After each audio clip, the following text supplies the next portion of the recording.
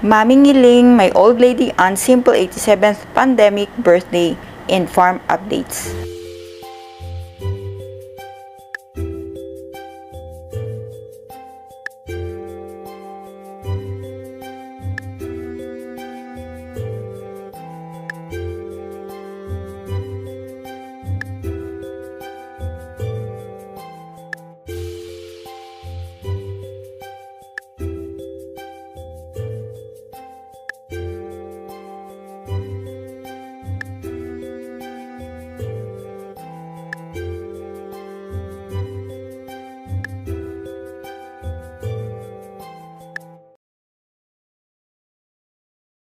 Good morning to you all, my Kasimply Blessed People YouTube family.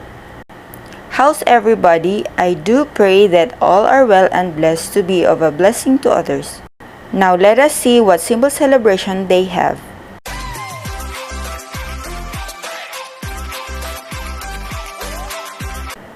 She is Mami Ngiling to us and all our kabarangay. She was born on March 9, 1934, the only sister of my mother. She helped many for the prayers, Catholic Church activities, and prayers on wake of the people who passed away.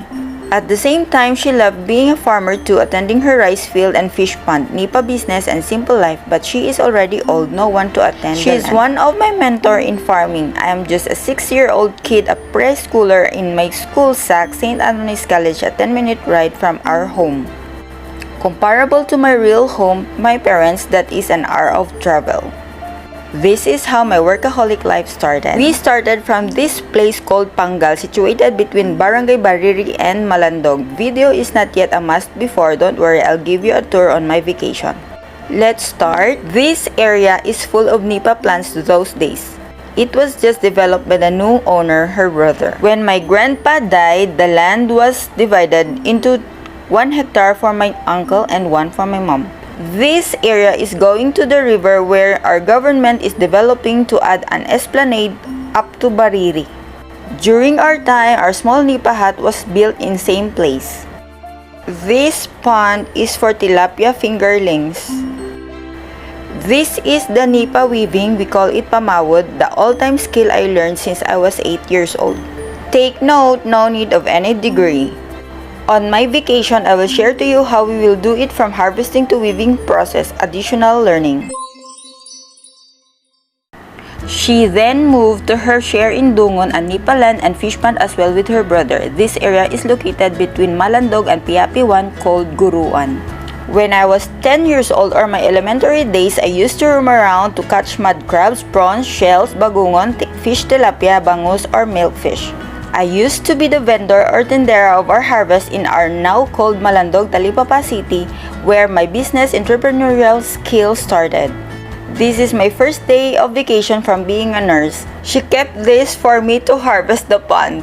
Ha ha ha, no longer expert but I compromised. Sadly, video is not yet a fad that time but a camera and not a smartphone even. Our simple life before that my little Louis should know. He enjoyed it. Same place in Dungon, this day we harvested nipa plants for our nipa hut. This nipa plant helped in my school fees. All we need is a determination, being industrious, and faith.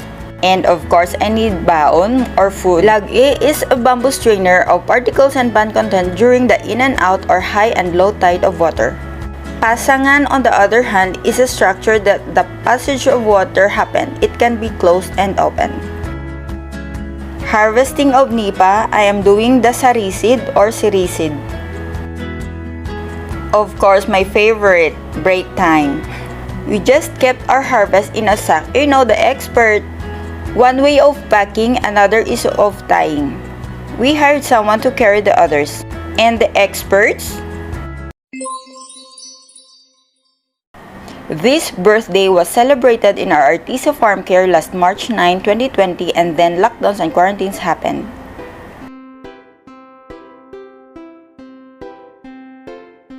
Life is too short, making them happy in our little ways. Mami Ngiling, happy birthday to you!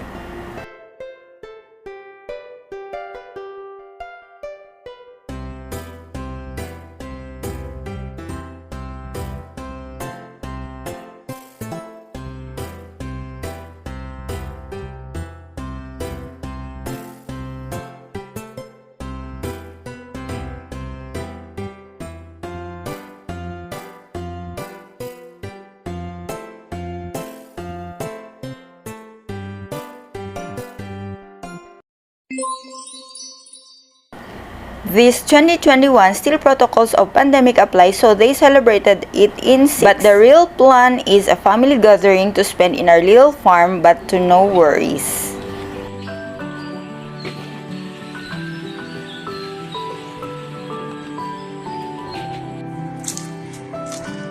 Tsaka kami sa kapihan ron. Diyan si Mother, si Panggoy mo Luis. Diyan man. Amo dyan aman mga special nga bisita para sa birthday ni Mami. Bisita na. No? Ang bisita Kay natin instant man dyan bala. Ba, maanharos ka.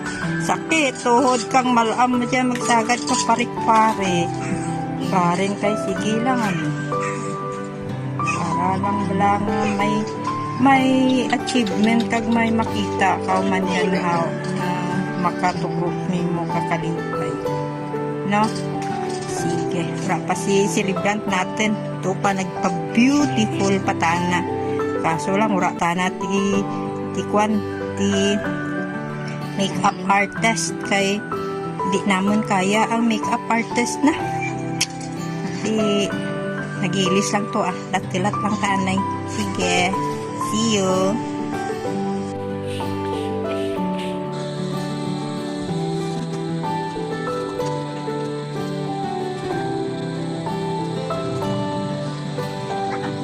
Ano?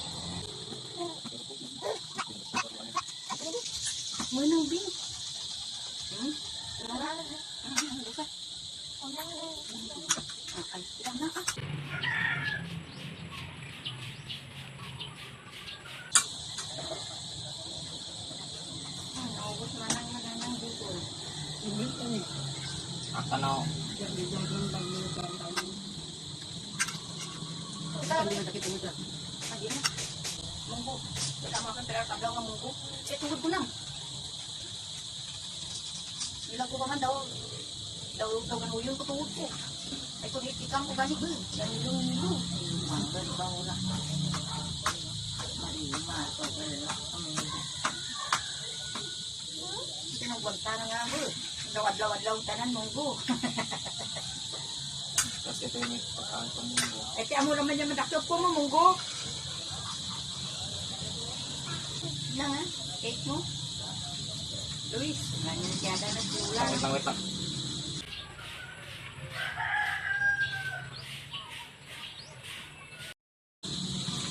Tay pa. Ang gusto ka magkasot. Bagay na siya rin. Tuto na. Ha? Kaya ano, ganda to video. Good job, Manong Louis. Keep it up, Pangga. Love you so much and miss you so much.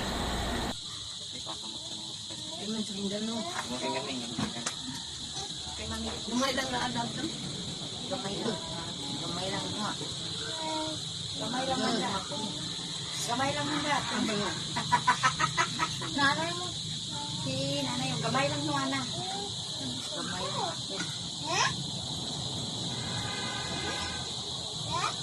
Hanggang mas maninaw hanggang gamay. Oo, gamay. Ha? Naku.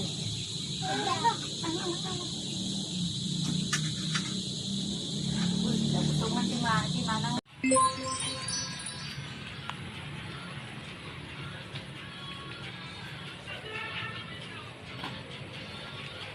Ang ipon.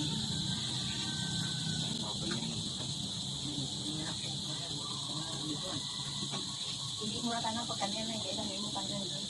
Ay ka pa. Kung na kang busong. Sleep ba yan? Tamis. Dalawitik din naman.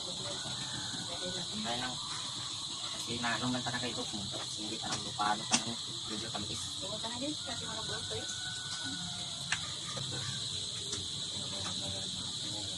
Basta baka. Hindi po. Sabi na lang yung parting-parting yung gawin. Kaya, nagigita na ako. Oo, ba't nga nag-usap? Ngayon ka na ako. Atin mo lang yan eh, pagputos. Kami ka na kung ako naman kasi tubig sa bata.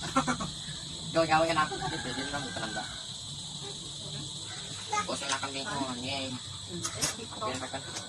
Okay kang gani. Ha?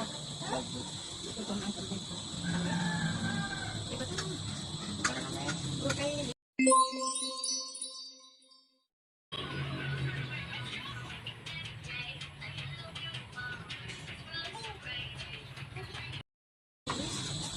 Lain din pa sobrang katamis lah.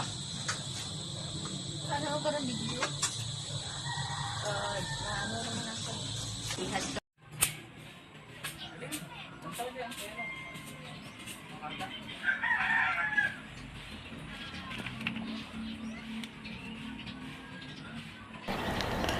My training with her was tough, and of course, trials and struggles are present. Sometimes we are like Tom and Jerry, the mouse and the cat. Until I grew up, sometimes still misunderstandings may happen, but we can patch up. Ming, sorry if I am mostly been so tough with you. I am no longer the kid I used to be. I wanted a life of difference. To fix and prepare a good life for the next generation to live and to pass on to the next and next generation to enjoy. And remember us. We may no longer spend much time because of my other priorities. May God will give us another chance on my next vacation. Praying for more years to enjoy and inspire others, good health, sound mind, a more blessed spiritual life, and financial blessings. May you enjoy the simple present we prepared for you.